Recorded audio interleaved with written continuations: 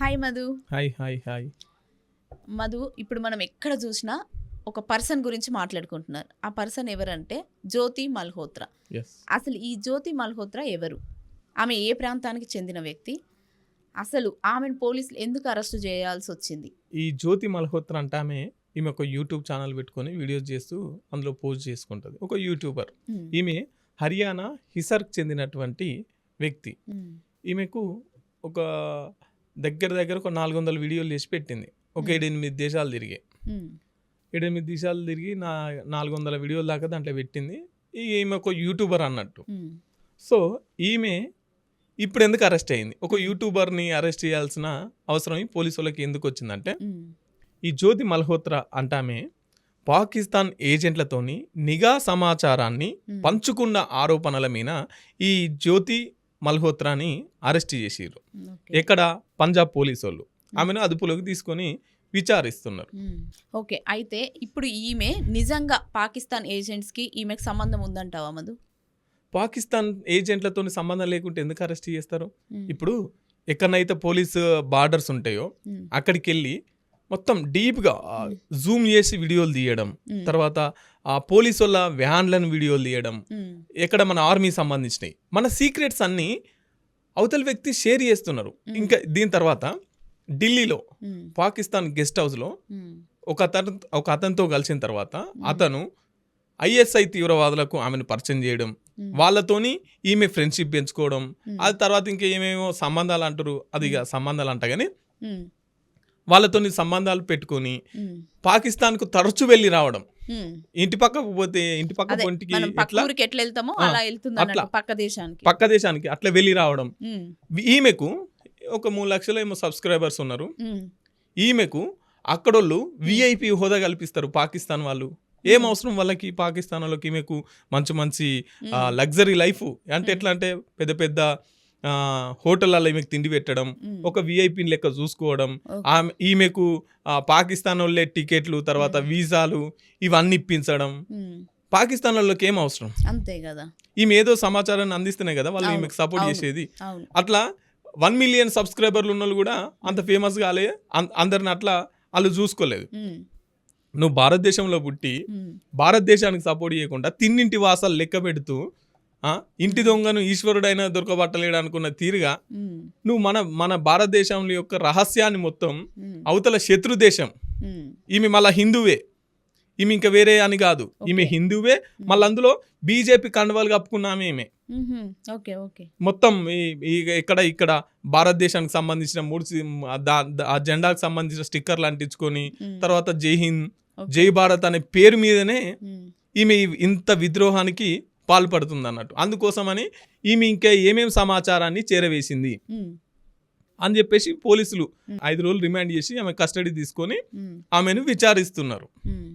ఈమె వెళ్ళి వచ్చినాకే పహల్గాంలో ఉగ్రవాదులు దాడి చేశారు అంటున్నారు. అది ఎంతవరకు నిజం? అది వాస్తవమే. అంటే ఎందుకంటే ఈమె వీడియోలే ఈమెకు సాక్ష్యాధారం. ఈమె వీడియోలు చూపిస్తుంది కదా, మనకు చూసినాం కదా ఆమె యూట్యూబ్ లో 400 వీడియోలలో.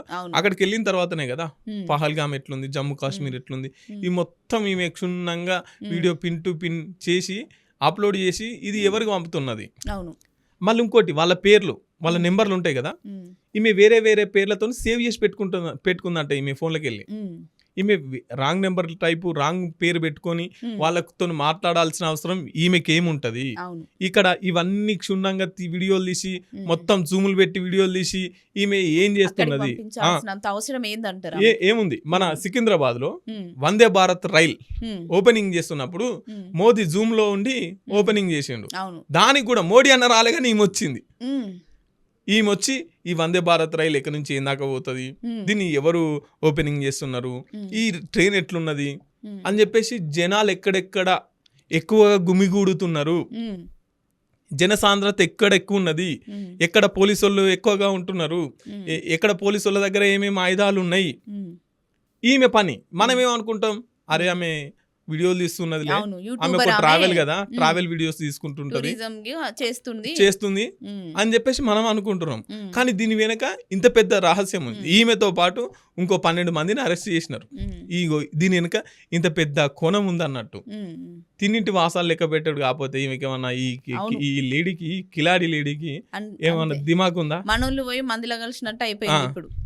అయితే ఇప్పుడు ఆమె టూరిజం చేయాలన్నా, ట్రావెల్స్ చేయాలి అని అన్నా, మన భారతదేశంలో చాలా ప్రదేశాలు ఉన్నాయి. అవును. ఓకే, మనం చేసుకొని మన ఛానల్లో పెట్టుకొని మనం చూపించుకోవచ్చు. అవును.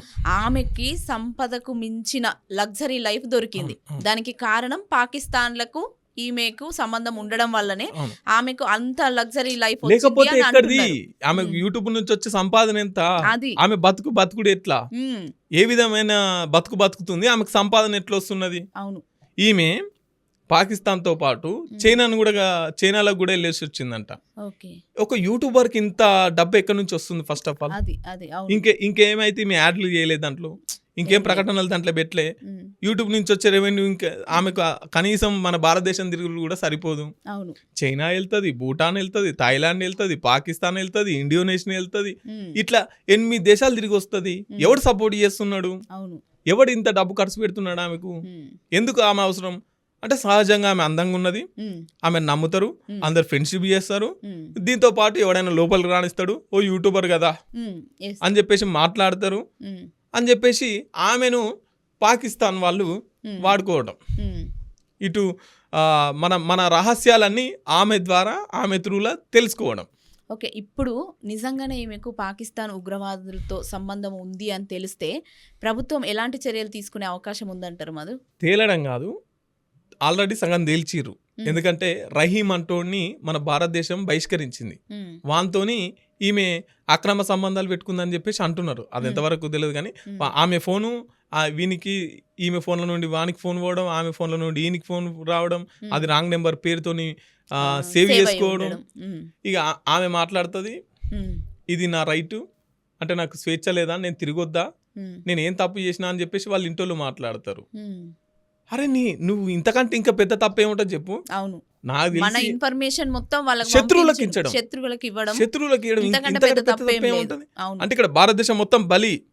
ఎస్, భారతదేశం మొత్తం ప్రమాదంలో పెట్టి నువ్వు పనులు చేసుకుంటున్నాక నేను నా వీడియోలు, నా యూట్యూబ్ ఛానల్, నాకు ఆ స్వేచ్ఛ లేదా అని చెప్పేసి వాళ్ళ ఇంటోళ్ళు మాట్లాడతారు.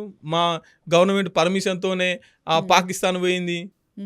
ఎన్నిసార్లు పోతుంది? ఇంత డబ్బు ఎక్కడి నుంచి వస్తుంది? మనిషికి తిరిగే స్వేచ్ఛ ఉంది, మాట్లాడే స్వేచ్ఛ ఉంది, వీడియో తీసే స్వేచ్ఛ ఉంది, కానీ దానికి కొన్ని పరిమితులు ఉంటాయి కదా. అది ఇంకొకటి ఏంటంటే మంచికి యూజ్ చేసుకుంటే బాగుంటుంది. శత్రువులకు మన ఇన్ఫర్మేషన్ ఇవ్వడం అనేది చాలా తప్పు కదా. ఆమెకు తెలుసు. ఆమెకు శిక్షణ అయితే గట్టిగానే వేస్తారు. ఆమెతో పాటు ఇంకా చాలా మంది బయటకు వస్తున్నారు, ఇంకా వచ్చే పరిస్థితి కూడా ఉన్నది. నాకు తెలిసి ఈమెకు శిక్షలు ఇవన్నీ కాకుండా తీసుకుపోయి పాకిస్తాన్ లో వదిలిపెట్టి మళ్ళీ మన భారతదేశం రాకుండా చేయాలి. అదైతే వాస్తవం. ఎందుకంటే ఇసంటోళ్ళు కన్న తల్లి రొమ్ము గుద్దటోళ్ళు వీళ్ళంతా. అవును, మీరన్నట్టు ఇప్పుడు తిన్నింటి వాసాలు లెక్క పెట్టేటోళ్ళు అది కరెక్ట్ అయిన పద్ధతి కాదు కాబట్టి గట్టిగానే వీళ్ళంతా పాకిస్తాన్